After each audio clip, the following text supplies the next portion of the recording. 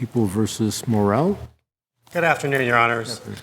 Lawrence Hausman for the defendant, Agustin Morel, and I would like to request 3 minutes for rebuttal. Yes. Because the four corners of the misdemeanor complaint in this case contain allegations of marijuana use, but no allegations regarding actual impairment, I'd like to start today by just briefly... What about the physiological effects of the marijuana use with respect to the eyes? Why yes, isn't Your that Honor. enough combined with everything else?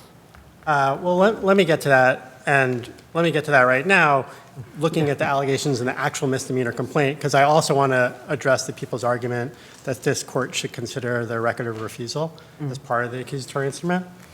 I think as to the allegations that the eyes were watery and bloodshot, I think that's yet another form of an allegation of use, but not impairment. Well, it certainly could confirm use, but or do you categorically believe it states nothing about impairment? It's a physical manifestation of the ingestion of the drug, isn't it?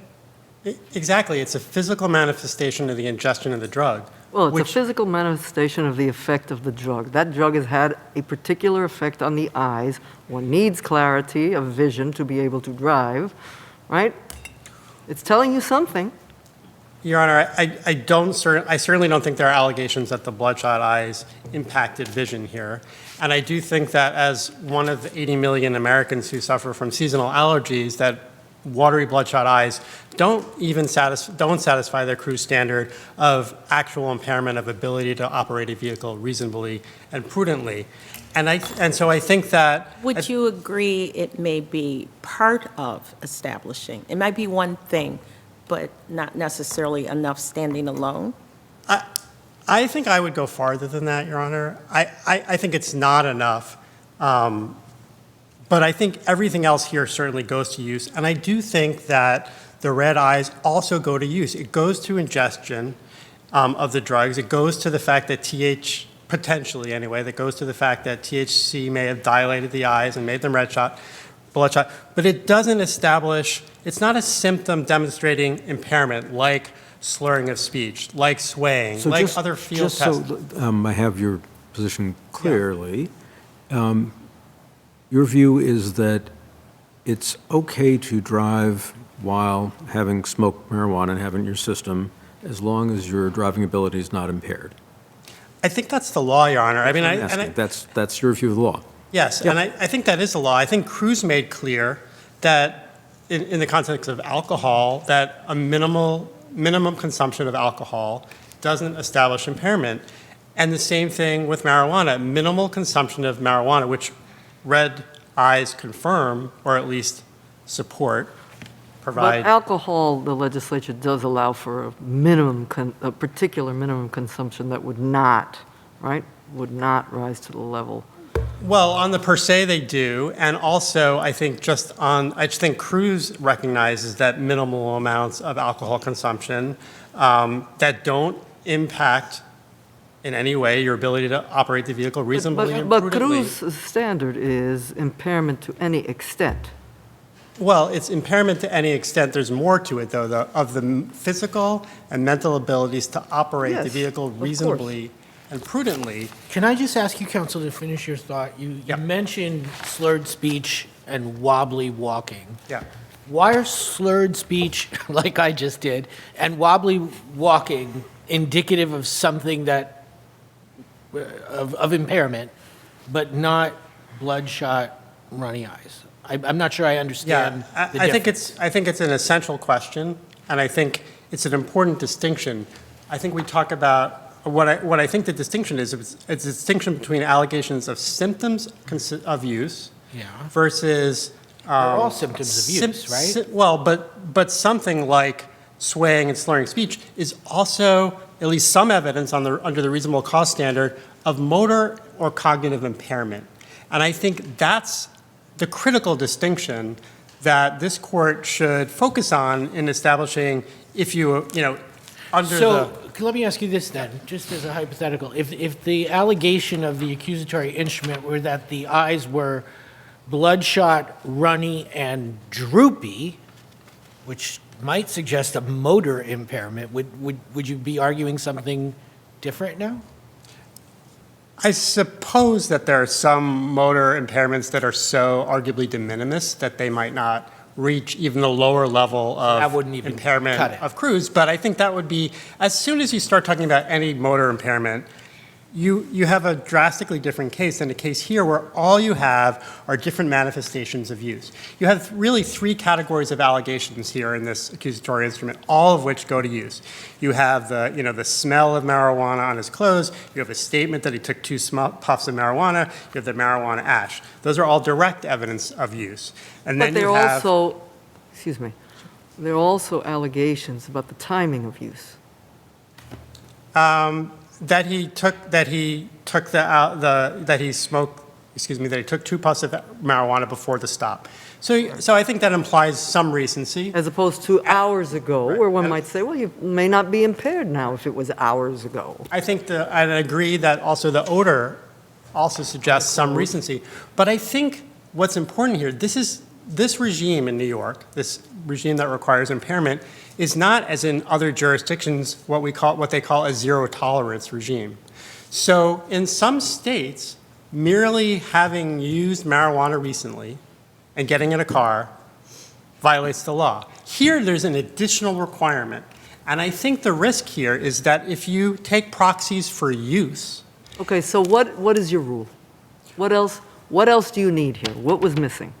Other than, or is it only the 2 things you've identified? so what you need, so there are different ways, obviously, you could establish impairment. And I think the 3 most common ways are an impact on actually driving, An observed impact on an observed impact on driving, or, So if they don't put on a turn signal, would that be enough? I don't think so, but that's at least distinguishable from this case where on the 4 corners, that's not alleged. I think This is a that, complaint, though, right? It's not an information. And does that matter? I mean, it certainly it dictates what standard applies, and so it's not the higher prima facie case standard, it's the Right. reasonable cause standard. But you still have to have facts, like many cases in this court that are the leading cases on facial sufficiency, like Drayden and Dumas and Afilal, that provide the factual basis for the element. And here what we're saying is that you need facts establishing not mere use, but impairment. And to go back to Judge Rivera's It's hard for me to question, sorry. follow your argument when you've got factual allegations of use close in time to the stop. You've got the individual themselves admitting the use.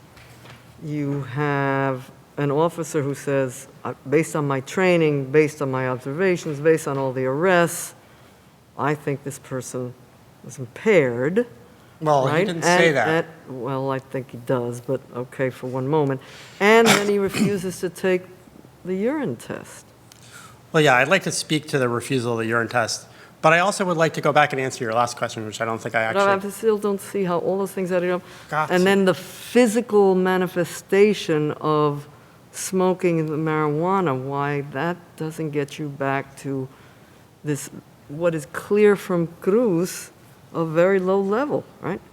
Well, because I think impairment. because I think you need impairment, and I think that the critical distinction is that evidence of use, even if you had like ironclad, solid proof. But isn't that the question? I mean, I take your point that use itself is not criminalized, but it seems to me it's a physiological question, right, as to whether or not the watery and bloodshot eyes are in fact some indication of impairment. And the people make an argument that it is, and, you know, they cite some studies, and you say that even if they have shown that it dilates the blood vessels, that doesn't show impairment. I mean, this is a complaint. So where does that question get resolved? Because perhaps the science would show, I don't know, but perhaps the science would show that the bloodshot and watery eyes, in fact, correlate with impairment sufficiently for that to manifest impairment and not just use. Where I does think that it's an get excellent resolved? question, because I think, one, that could have been solved with different pleadings. If your it's a supposition is complaint. true, no, even at the Or complaint those are stage. questions for trial. Yes. But see, that's the problem here. If we allow use, because I think it's important to answer the question about whether or not bloodshot eyes constitute evidence of impairment. Okay, so how is a complaint, though, a viable vehicle in which to set all that out? Which I take it is what you're suggesting if you're saying that you couldn't rely on There's a that. couple ways. One is to observe indicia of actual motor skill impairment or cognitive impairment. Okay, We don't but- have that. But then you're looking for a certain level of impairment, whereas Cruz sets a minimal Well, it's a level of minimal level, impairment. but it still needs to be impairment, and I Do you- think, Do you agree, let me ask you this if I can, do you agree that if a court were to conclude, having evaluated robust scientific evidence, that in fact, contrary to what you argue, that the eyes did correlate with impairment, that that would be sufficient on a complaint? if all that were alleged, and in fact, I think that. But if that's fair, then where's the question get joined? So I think one answer to your question that I think may be helpful is that if this were all true, the prosecution could have the police officer who if they have the requisite training and experience in impairment, to say that bloodshot eyes correlate with actual motor skill impairment. Perhaps, but perhaps another response would be that in a case where it proceeded past a complaint and a plea, that would get sorted out at trial. But I think without that, Your Honor, again, I think that the allegations of bloodshot eyes, all we know from the four corners of this instrument, without an allegation tying red bloodshot eyes to some kind of motor impairment, is that we have evidence of recent use. But evidence of recent use. But I'm sorry, did you say that if the officer had said either expressly or one could infer it from the language the officer chose, that based on their experience and training, bloodshot eyes, I forgot what the other thing is, oh my goodness, bloodshot eyes, what was the other one?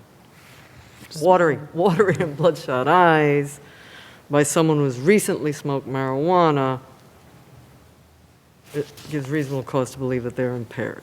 Would that have been enough if they had grounded it in their experience and training? Yes, and I think they That wouldn't be able recent to honestly. use with these particular physical manifestations is reasonable cause to believe that they're impaired. Well, yes, I think that. See, I think that. I think that red blood, based on the four corners, all we know is that red No, bloodshot. if that is the way one could read Yeah. this, do you? Oh, I see would what you're that saying. have been I don't enough? read it that way. I don't read the that. officer as alleging that. Yes, I understand you. But so I think that's the problem, because I think that under these. But if one could, Yes. would Yes. that have been enough under your rule? Yes, and I think the problem here is that it doesn't, and I think that. The answer is yes. Yes. And I think Counsel, that, the red light is on, and you said you were going to address the refusal. yes. And I just want to hear what you Yeah. have to say about it. So I think on the refusal of the test, it's important to look at what he was refusing, because it was a refusal of a test of presence of drugs in urine. And so again, this refusal is asked to a test that would establish presence of marijuana, i.e. use, again, not impairment. And so that's why all of these facts alleged are facts that go to use, not impairment, and So how it's like could the you 0 ever- plus 0 How problem. could you ever, I'm sorry, I realize your light's on, but how could you ever justify a urine test under that view? I take it you're saying that a urine test only establishes use, and so it is, therefore not probative and you can't get it? I think a urine test that only establishes use is not particularly What does that probative. mean? A urine test would establish the presence. Yes. And if your position is that the presence can only show use, then I think you're saying that a urine test can only show use and therefore is not something that is relevant and can't be Well, obtained. I don't want to say it's not relevant. I don't think it's sufficient. So I think the Does the allegations. refusal have any value in terms of consciousness of guilt? consciousness of guilt of use. Which is not a crime. Well, it was a crime at the time of this. And so it is consciousness of guilt of use, but not, because it was a test for the mere presence, it was not consciousness of guilt of But is it a impairment. fair inference that it could be consciousness of guilt of impairment also? I don't think it's a fair inference when someone is told will test for presence. They're not being told it will test for impairment. So I don't think their refusal simply goes to the issue of impairment. And I think, I do want to say, because I think Judge Rivera, your questions earlier suggested that, like, that recent use alone could establish impairment. And I think the risk of that is that you really end up, particularly at the inception of a prosecution, and prosecutions, even misdemeanor prosecutions, derail people's lives, you end up turning this statute I don't think into that kind of I don't think that's the zero-tolerance prosecution's statute. position. That was not trying to articulate it that way. But if you have recent use and the physical manifestations as a consequence and the refusal of the test, Right. that But- in this context, given that the officer says their determination is based on their training and observations and arrests, that might Well, yeah, I pass think muster. where we disagree, or where I'm disagreeing with the premise of your question, is that a physical manifestation is indicative of impairment as opposed to mere use. And I see that my time is more than up, and so I'll return to make a few more points after. Thank you, Your Honor.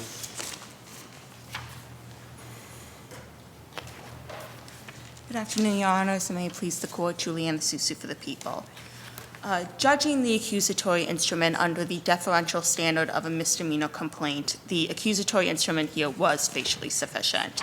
The allegations and the reasonable inferences to be made from those allegations that defendant consumed marijuana shortly before being stopped, had an odor of marijuana on his clothing, marijuana ash on his pants. What about actual impairment? It has no role? Is that what you're suggesting? I'm sorry, what was it? Are you suggesting that actual impairment has no role, that simple use is sufficient to sustain the charge? No, Your Honor. The allegations established that the defendant was actually impaired, not just that Which one? the bloodshot watery eye specifically. They don't Okay, just. and what about your adversary's point that absent some statement from the officer, that the officer knows, if in fact this is correct, that correlates with impairment, that it doesn't get you to impairment? No, this is not, that the officer's professional training and experience are allegations that are needed to be made for conclusions that are of specialized knowledge. Here, an individual exhibiting bloodshot, watery eyes after admittedly consuming Well, both marijuana. of you, but it seems to me that you and your adversary disagree about whether, as a physiological matter, the eyes correlate with impairment or are merely a symptom of use, right? Yes. And so why is simply asserting the eyes, the observation of the eyes, sufficient to also allege impairment? I mean, do we have to decide whether that's enough? And based on what, as a physiological matter, based on what would we do that?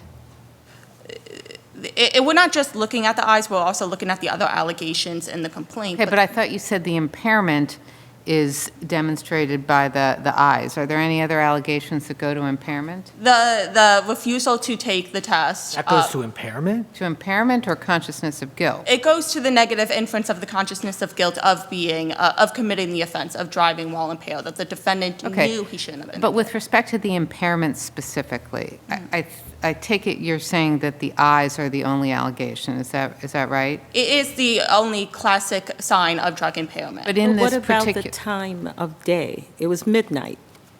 Yes, and that's a defense that defendant can raise at trial, that his eyes were the result of being fatigued, not of. So what you're saying is anyone who has red, watery eyes, that is sufficient to establish an impairment as opposed to an allergy, as opposed to being up and it being late. No, Your Honor. The allegations, along with the other allegations in the complaint. Okay, so name those other allegations. The recency of the marijuana use, the fact that he had marijuana ash on his pants, smelled of marijuana, and then refused the test also, all indicate the reasonable inference that defendant's eyes were not bloodshot and watery because he was fatigued, but because he was actually impaired by the marijuana he Can I ask you administered. about the impairment? Is the impairment that he can't see well, or is it the impairment that the bloodshot, watery eyes indicate that his motor control of his legs and arms are impaired? It's that. The bloodshot, watery eyes are an outward manifestation that the marijuana is actually having an effect on the body. That's- What effect? that The effect on vision or the effect on muscle control necessary to drive a car? The latter. It's caused by that vasodilation, which is just a scientific word to mean that someone is high. And when you're high, we know that your reaction time, your perceptions, and physical and mental abilities, which are Does the science critical. back you up on what you just said? Where are we in the state of science in terms of the correlation between red, watery eyes and impairment? We cite a few of the studies, I don't have it right now, but that show that bloodshot, watery eyes are a classic sign of a drug impairment exhibited in 94% of But those those. studies have some disclaimers in them, don't they? In terms of how much you can extrapolate from that, in terms of its indicativeness of impairment?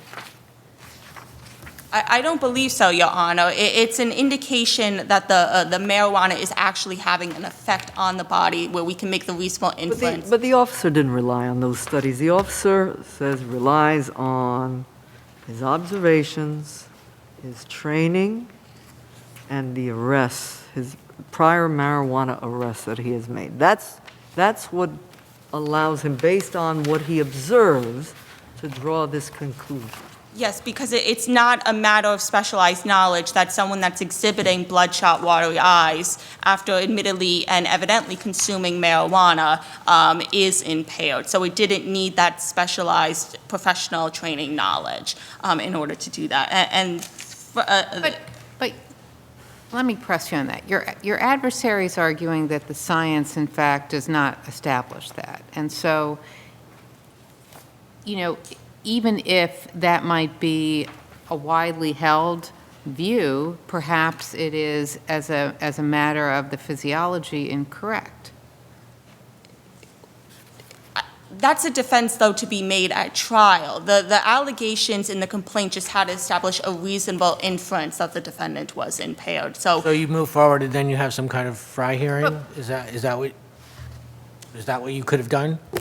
Yeah, at the next stage of the proceeding, but at the pleading proceeding stage, it just had to establish a reasonable Presumably, there would be some assertions of correlation that just don't pass muster on their face. So, for example, if the officer said, the driver was wearing a blue beanie and therefore I knew she was impaired, we would not think that was sufficient, Yeah, right? yeah. And so I take your point about leaving it to trial, but it seems to me that rests on the assumption that there's enough validity to the correlation to take it on its face for the complaint, right? Yes, I believe we can make that reasonable inference because again, going back to what the bloodshot watery eyes signal, it's that That's the question, though, is what it signals. It signals use, at least, and the question is whether it also signals impairment. it doesn't just signal use, it signals that the marijuana is actually having an effect on the Right, but body. that's your view, but that's a contested point of view, I take it. Yes, but that, and as well as all the other allegations in the complaint, did establish The whole point to smoking the marijuana is to change the way your body's reacting to the environment. Yes. I mean, I'm sorry, I don't think I understand the question. I don't think that the gentleman is smoking marijuana to be hyper alert on the road. Yeah, no, it's a widely understood that marijuana does not enhance your driving abilities. It reduces them. So the allegation. But you're not taking the position that you can't smoke marijuana at all and drive, right? No, and the allegations here don't establish that defendant just consumed marijuana and was showing absolutely no effect of impairment. Right, if there's not some actual impairment, there's no crime. Fair? Yes, it's not a zero That's the tolerance. nature of the charge. Yes, yeah. So why, do you know whether, so just in looking at a bunch of records having to do with cases involving drunk driving, usually the officer pulls the person out and has them do a vertical gaze thing and touch your nose and walk a straight line, and none of that was done here. And that is done in alcohol cases that I've seen, even when the person has watery, bloodshot eyes. There was a field sobriety test that was conducted, as evidenced in the report of refusal. But in regards to taking a breathalyzer or something to that I equivalent. understand, and breathalyzer, I understand, but so why not include the results of that in the complaint? And it's our position that the allegations in the report of refusal should be considered as part of the accusatory Well, instrument. how can we do that? They're not referenced, they're not attached? There's an argument that it is incorporated, the factual, it's directly How is tied that to the. incorporated? Is it referenced somewhere? It's directly tied to the factual allegation that defendant refused to submit to the drug test. And as a consequence of that refusal. To the urine test? Yes, yeah, the drug, yeah. As a consequence of that refusal, this document was filed at the defendant's arraignment, and it was required by law to be filed at the defendant's arraignment, including verified allegations from the same arresting officer, establishing reasonable cause to believe that the defendant committed. But it is the offense. odd not to include these observations and not say, and by the way, I also observed the following. Yes, it certainly would have been better if the officer included the additional allegations in the complaint. Every complaint would benefit from more allegations. So if we take a different view about whether the report of refusal is properly before us, then aren't we essentially saying that if we agree with you, that a reference to watery and bloodshot eyes alone, nothing else, is sufficient to show impairment? I don't see any other allegations of impairment in the complaint. I understand you're arguing that the refusal for the urine test is a consciousness of guilt, but I don't think it goes to impairment. So if the report of refusal and the response to the test, to the coordination test, I forget what it's called, is not in front of us, then it's just the eyes. And so we'd be saying that alone, nothing more is sufficient on a complaint to infer impairment. It is, of course, as you said, our position that the other allegations. I understand, but if we were to disagree, then it's just the eyes, yes? Yes. And those are the biggest indication that the defendant was exhibiting a sign of impairment, going to the reasonable inference that defendant was driving while impaired. Does the existence of ash on the pants, other than suggesting recency and that he's actually driving while he was smoking, put that all to the side for one moment, does it suggest anything about the amount? Yes, it certainly adds to the inference that defendant took more than just 2 puffs of smoke, and the fact that he was also, the odor that he smelled of marijuana adds to that, which further just adds to the inference that the defendant But- was driving impaired.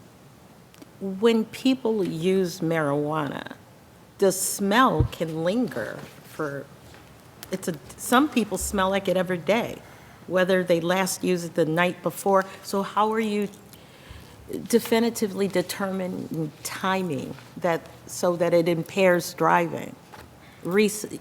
Be adding to your recency argument. Added with the other allegations that he admitted to smoking before the officer stopped him, and then also the marijuana ash on his pants. I think those allegations together show that this was a recent consumption, as opposed to being days before or hours before even. And these allegations were more than sufficient to put defendant on notice of what he was being accused of, where, when, and how he allegedly did it, in order for him to prepare a defense as evidenced in his brief of coming up with the reasons for his demeanor and prevent double jeopardy. No other allegations relating to the manner of how he was driving or so forth were necessary. If there are no further questions, we ask that you affirm. Thank you. Thank you. Your Honors, I would like to just jump right in and say a few more words about the studies and about this issue of whether or not bloodshot eyes correlate with impairment, because I think Well, I don't know how we can even take them into consideration. I mean, yeah, they're in the public domain, sure, but the officer is not relying on any studies. I think that's right, and I think that's the determinative fact, which is that this officer, although he talks about his expertise in identifying marijuana and is able to identify the ash, isn't speaking at all about an expertise in an ability to correlate bloodshot eyes, which we say are evidence of use, with impairment. But since the people, and so I think you're right, Your Honor, that the people shouldn't be relying on these studies because they're not within the four corners. It's just like in People versus Afilal, I think the prosecutor attempted to rely on like Google Maps to establish that it was a public place. This is even, I think, a step way beyond that. But I think that I do want to make a point about those studies because I think since the people are relying on them, I think it's helpful to make this point. The study in footnote 10 of their brief that they rely on most heavily from Mustafa Bondik says that the most sensitive sign of cannabis use is the red eye phenomenon. And what that means is the most sensitive sign of cannabis use, that means that a little bit of cannabis use and your eyes turn red. What does that also mean? What's the corollary of that? Which is that you can have red eyes, and that can demonstrate that the THC is dilating your eyes, but that's going to happen first before you take more marijuana and actually have impairment. Counsel, Yeah, but why why are aren't we those not having this arguments- discussion with respect to the sufficiency of the evidence as opposed to Right. the accusatory instrument? Well, absolutely, Your Honor, but I just wanted to respond to the notion, the prosecution's notion that this is like somehow settled. But I think the problem is that without allegations in the accusatory instrument tying red eyes to impairment, which I don't think is a valid causal connection, and it's not a causal connection that's But we made don't in do the that on the drunk driving complaints, right? We don't say, we've said that complaints are sufficient even though they don't tie in somebody who's unsteady on their feet with any science indicating impairment. So why should there be a different standard here when we're just looking at, does the defense have enough information to mount the defense? Like, do they have notice of the charges? That's what we're talking about fundamentally. I mean, I think it's a great question because I think that allegations of unsteadying your feet self-evidently bespeak motor skill impairment. Well, it That's might a be that reasonable someone has some inference. kind of neurological disease, the same way you're saying someone's suffering from asthma or it's late at night. Like, Well, at this right. stage But of at the game, well, right. But at the reasonable cause standard, I want to agree that some allegation of impairment of motor skills does suggest impairment together with use. But when all you have is use and red eyes on this record, on this accusatory instrument, don't establish impairment, I think that's not enough. I think maybe I would agree with you if you had said that he smoked 2 puffs and there was ash on him. That to me is use. I think once the red eyes enter it in conjunction with that, it raises it to impairment because now it's having a physical manifestation. So I think maybe But our if it's a physical use manifestation, definitions I guess, are different. Yeah. I think this is, and I think this is the problem. I think applying that logic, you turn this into a zero tolerance statute because I think that if red eyes manifest ingestion but don't have any correlation with impairment, then it's just another form of allegation of use. Right, I which guess is- I'm going back to what's the correlation of impairment in the drunk driving context, in the intox context, when we're looking at complaints?